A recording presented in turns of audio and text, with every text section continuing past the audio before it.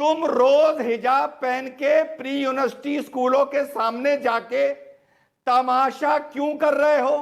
नारेबाजी क्यों कर रहे हो? जबरदस्ती अंदर घुसने की बात क्यों कर रहे हो? तुम ही गए थे ना हाई कोर्ट, हम तो नहीं गए थे, भाजपा तो नहीं गई थी। यानी इसका मतलब यह हुआ कि हम संविधान के दायरे में हाई कोर्ट जाएंगे।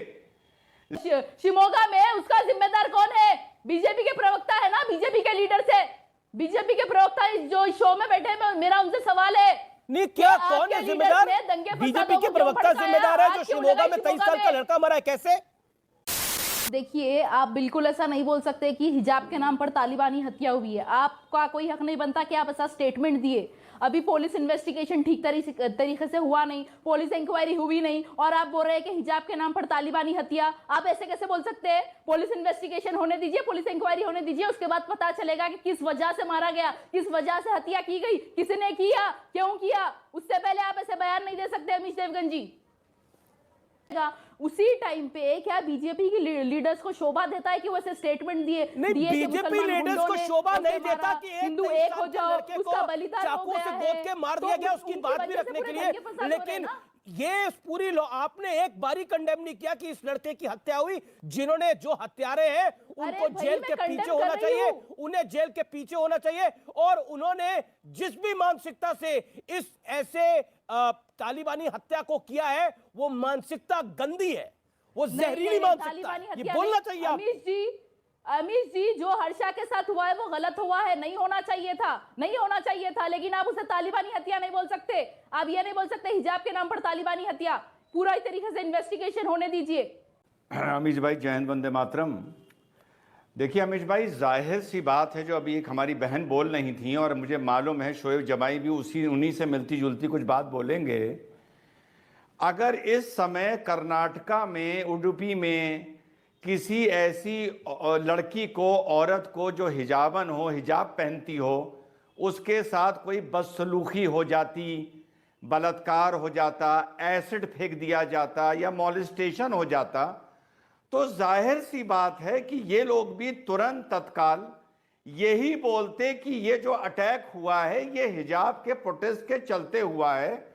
खास तौर से अगर वो लड़की हिजाब की लड़ाई में आगे आगे होती। ये ह्यूमन नेचर है, ये लोग भी यही आरोप लगाते। एक आदमी को अरेस्ट कर लिया गया है, काशिफ को। हर चीज एक प्राइमा फेसाई होती है और सर्कमस्टेंशियल एविडेंस पर हम लोग बात करते हैं। उन्होंने इतनी सही बात कही कि इन्वेस्टिगेशन चल रहा है, लेकिन प्रथम दृष्टिया ये नजर आ रहा है कि इसका कुछ हिजाब से कुछ लेना देना जरूर निकलेगा, पहली बात। और अब संविधान की बात कर लूं, फिर अपनी बात खत्म करूंगा। ये लोग संविधान की बहुत बात करते हैं, आपने बिल्कुल सही कहा। हाई कोर्ट संविधान के अंडर आता है ना। अरे हाई कोर्ट आप गए थे ना कि हमें हिजाब की अनुमति दी जाए। हाई कोर्ट की सिंगल बेंच ने आपको इंटरिम रिलीफ नहीं दिया। हाई कोर्ट की 3 जज बेंच ने आपको इंटरिम रिलीफ नहीं दिया। उन्होंने स्पेसिफिक डायरेक्शन दिया कि जब तक हम किसी फैसले पर नहीं पहुंचते, आप हिजाब पहन के स्कूल नहीं जा सकते। अब ये संविधान का मातम करने वाले मुझे इस बात का जवाब दें कि जब हाई कोर्ट ने कह दिया नहीं जा सकते और तुम संविधान का मातम करते हो, जब तक हाई कोर्ट किसी फैसले पर नहीं पहुंच रहा, तुम रोज हिजाब पहन के प्री यूनिवर्सिटी स्कूलों के सामने जाके तमाशा क्यों कर रहे हो? नारेबाजी क्यों कर रहे हो? जबरदस्ती अंदर घुसने की बात क्यों कर रहे हो? तुम ही गए थे ना हाई कोर्ट, हम तो नहीं गए थे, भाजपा तो नहीं गई थी। यानी इसका मतलब यह हुआ कि हम संविधान के दायरे में हाई कोर्ट जाएंगे। लेकिन अगर हाई कोर्ट हमें परमिशन नहीं देगा तो हम दादागिरी करेंगे, गुंडागर्दी करेंगे, माहौल खराब करेंगे।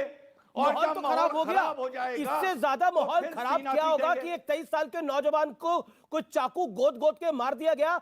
हाँ तो मुझे बोलने दीजिए, सिखों की पगड़ी भी तो बैन नहीं कर रहे ना। जैसा सिखों की पगड़ी उनके मजहब में जरूरी है, वैसे ही हिजाब हमारे मजहब में जरूरी है, जो कि बैन नहीं करना चाहिए। दूसरी बात, उत्तर प्रदेश में बीजेपी के एमएलए ने कहा कि हर मुसलमान के सिर पर मैं तिलक लगवा दूंगा, अगर फिर से जीत गया तो हिजाब निकाल दूंगा। हर जगह मुसलमान औरतों को ह्यूमिलिएट किया जा रहा है, उनका हिजाब खींच के धक्के दे रहे, मार रहे हैं। साध्वी प्रज्ञा बोलती है कि सिर्फ हिजाब घर में पहनो, बाहर नहीं। क्या ऐसे बयान देना सही है? भगवा लहरा देंगे, गजवाए हिंद बनने नहीं देंगे। गजवाए हिंद बनेगा बोल के कुछ किसने बोला था? और आज जो बीजेपी के लीडर्स ने दंगे फसाद भड़काए हैं कर्नाटक में, उसका जिम्मेदार कौन है? बीजेपी के प्रवक्ता से मैं पूछना चाहती हूँ। देश की आन-बान शान है, भगवा तो देश की आन-बान शान है। जो दंगे चल रहे हैं शिमोगा में, उसका जिम्मेदार कौन है? बीजेपी के प्रवक्ता है ना, बीजेपी के लीडर से। बीजेपी के प्रवक्ता जो शो में बैठे हैं, मेरा उनसे सवाल है, नहीं क्या कौन है जिम्मेदार? बीजेपी के प्रवक्ता जिम्मेदार है जो शिमोगा में 23 साल का लड़का मरा है। कैसे कैसे?